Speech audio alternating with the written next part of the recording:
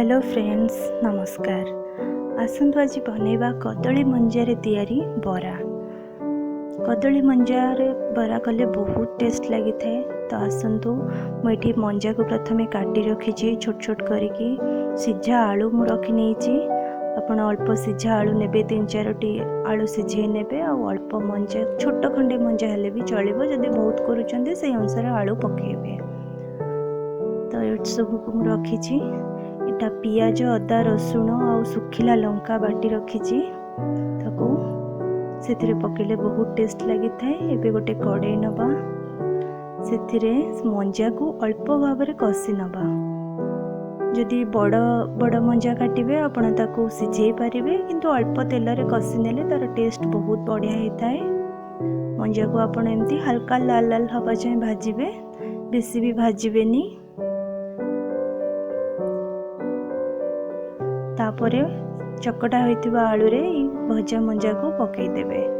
पुणी आउ थे तेल बसैकी से जो पियाज अदा रसुण पेस्ट को रखिंट अल्प तेल देकी पियाज अदा रसुण पेस्ट को भल भाव में कषि नेबे। जेमती मसला आपणकर हुए पियाज अदा रसुण पेस्ट को जेमती मसला करती सेमती भल भाव में कषि नेबे। से अल्प हलदी देबे, जेहेतु लंकाटा बटा होइछि तो से लंका गुंड आ पकेबेनी, नहले बहुत राग हो ताको भल भाव में कषिबे। आपण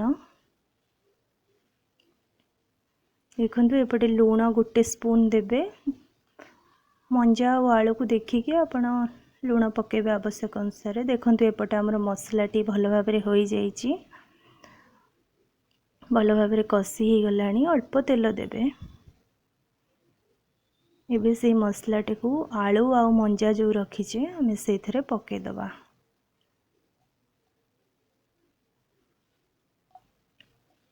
तापरे ताकू भल भाव में आलू मंजा और कषा होइथिबा मसला को भल भाव में चकटी देबे। मिसई देला परे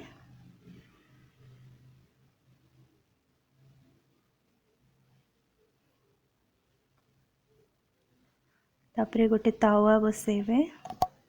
तावारे अल्प तेल, से तेल रे टिके जीरा फुटे देबे। आउ ये जो चकटा होइथिबा आलू को आपण गोल गोल करिकी एमती बरा साइज करि नेबे।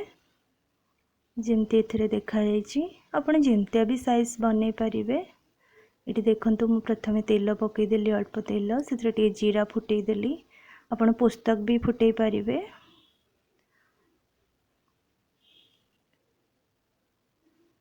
तापरे गोटे गोटे बरा को एठी मु तावारे रखिबी। तावाटी निहाती गरम हवा दरकार। तेल गरम हैला परे बरा को गोटे गोटे करी रखिदेबे।